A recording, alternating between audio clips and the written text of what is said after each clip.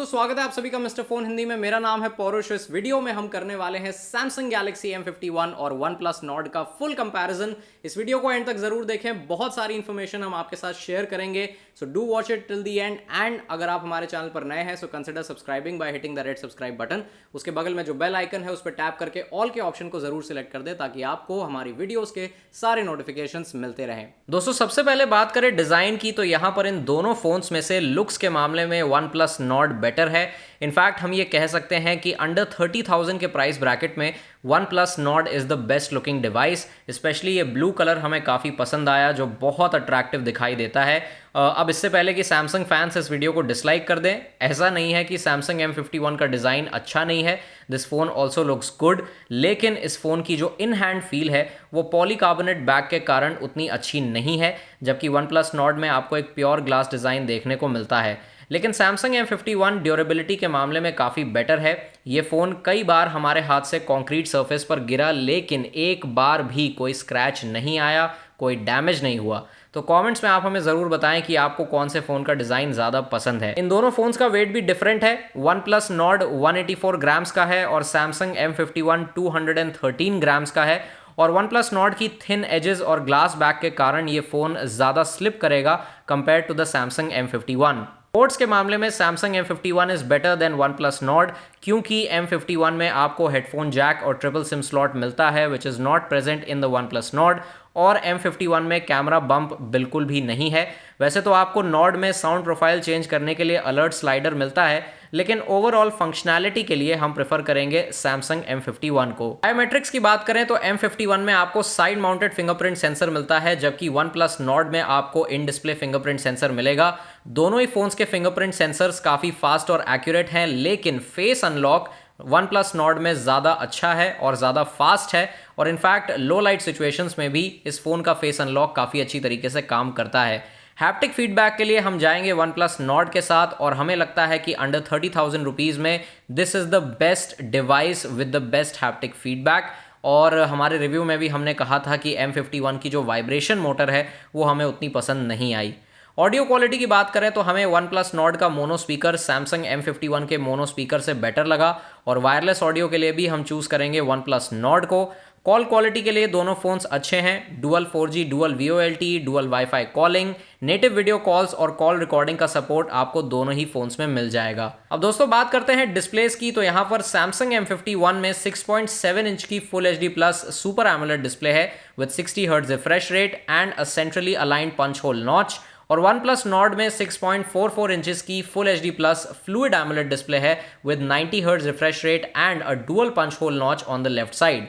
और इस फोन में आपको Gorilla Glass 5 की प्रोटेक्शन मिलती है on the front end back, जबकि Samsung M51 में Gorilla Glass 3 की प्रोटेक्शन है। हमने Samsung M51 में एनिमेशंस तो कम कर दी, लेकिन इसके बाद भी OnePlus Nord का पैनल हमें ज़्यादा स्मूथ लगा। एक और बात यह है कि OnePlus Nord HDR प्लेबैक को सपोर्ट करता है फॉर Netflix, लेकिन Samsung M51 सिर्फ YouTube के लिए HDR प्लेबैक सपोर्ट करता है।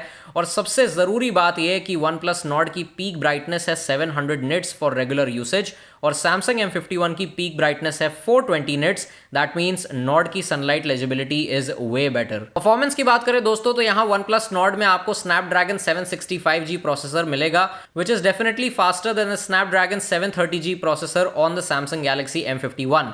चाहे सिंथेटिक बेंचमार्क्स हो या फिर रेगुलर यूसेज हो या फिर गेमिंग हो, आपको डेफिनेटली काफ़ी बेटर एक्सपीरियंस मिलेगा ऑन द OnePlus Nord। एक बहुत ही बटरी स्मूथ एक्सपीरियंस आपको मिलेगा इस फ़ोन पर, और क्योंकि इस फ़ोन में 90 हर्ट्ज डिस्प्ले है, इसलिए यहाँ पर आप ज़्यादा अच्छी तरीके से इस फ़ोन को यूज़ कर पाएंगे। ऑफकोर्स हाई रिफ्रेश रेट से रेगुलर यूसेज में काफ़ी फ़र्क पड़ जाता है, और वही फ़र्क आपको यहाँ OnePlus Nord में देखने को मिलेगा। M51 की बात करें तो ऐसा नहीं है कि ये फ़ोन बिल्कुल बेकार है, लेकिन वो यूज़र्स जिनको कॉलिंग के साथ साथ एक बढ़िया मीडिया कंजम्पशन डिवाइस चाहिए, उनके लिए Samsung M51 सबसे बढ़िया है।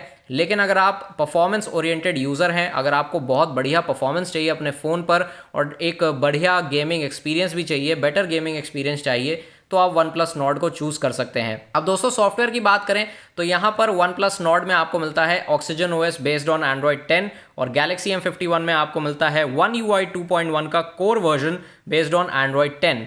अब जल्दी से यहाँ पे इन दोनों कस्टम स्किन्स के फीचर्स को हम कंपेयर कर लेते हैं। क्योंकि दोनों ही यूज़र इंटरफेस एंड्रॉयड 10 पर बेस्ड हैं, इसलिए ऑब्वियसली आपको एंड्रॉयड 10 के फीचर्स तो मिल ही जाएंगे, जैसे कि नेविगेशन, जेस्चर्स और डार्क मोड। और दोनों ही यूज़र इंटरफेस पर, दोनों ही कस्टम स्किन्स पर आपको काफ़ी सारे कस्टमाइजेशन फीचर्स मिल जाएंगे।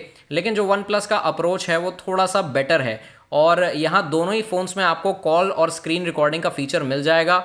लेकिन आपको वन प्लस नॉर्ड में बिल्ट इन ऐप लॉक का फीचर मिलता है, which is not present on the M51। Samsung M51 में काफ़ी सारा ब्लोटवेयर मिलता है आपको। जब आप इस फ़ोन को बूट करेंगे तब आपको काफ़ी सारी अननेसेसरी एप्लीकेशंस मिलेंगी जिन्हें आपको अनइंस्टॉल करना पड़ेगा। ये अच्छी बात है कि आप उन्हें अनइंस्टॉल कर सकते हैं, लेकिन ब्लोटवेयर तो खैर आपको मिलेगा ही जब आप इस फ़ोन को स्टार्ट करेंगे।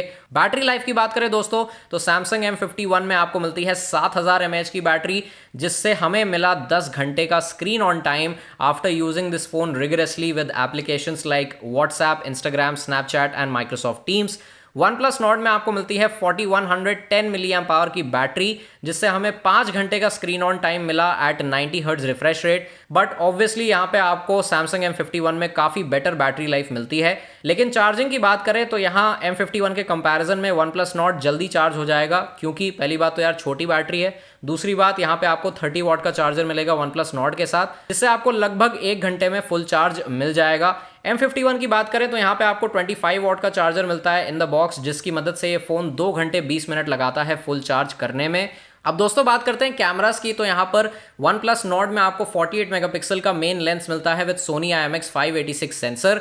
इसके साथ है 8 मेगापिक्सल का ultra wide angle lens, 5 megapixel का डेप्थ सेंसर और 2 मेगापिक्सल का मैक्रो लेंस।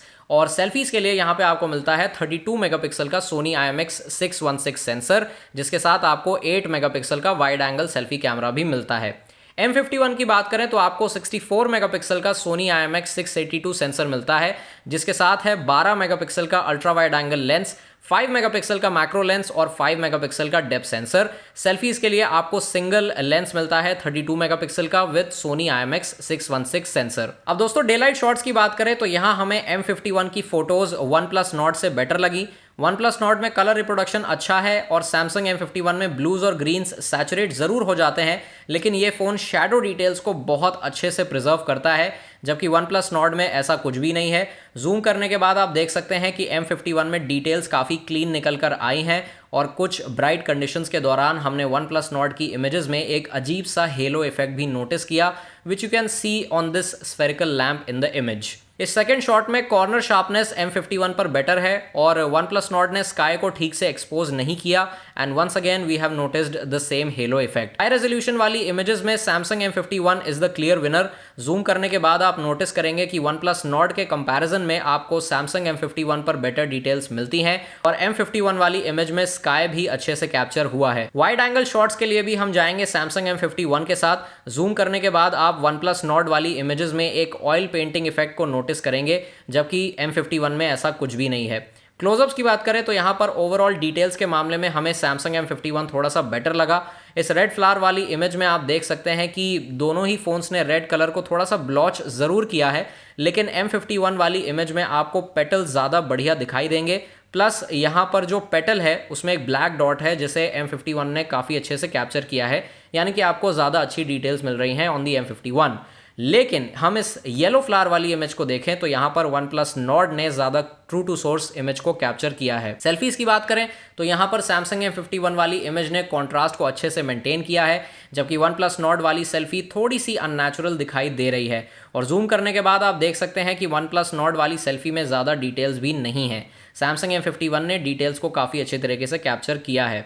लेकिन वन प्लस नॉर्ड में आपको डुअल सेल्फी कैमरा मिलता है, जिससे आप वाइड एंगल सेल्फीज क्लिक कर सकते हैं, और पोर्ट्रेट सेल्फीज दोनों फोन्स में ऑलमोस्ट सेम निकल कर आती हैं। लो लाइट शॉट्स की बात करें तो विदाउट नाइट मोड हमें M51 वाली इमेज थोड़ी बेटर लगी because of sharper focus around the edges, और एक बार फिर से हमने यहाँ पर हेलो इफेक्ट नोटिस किया on the OnePlus Nord image.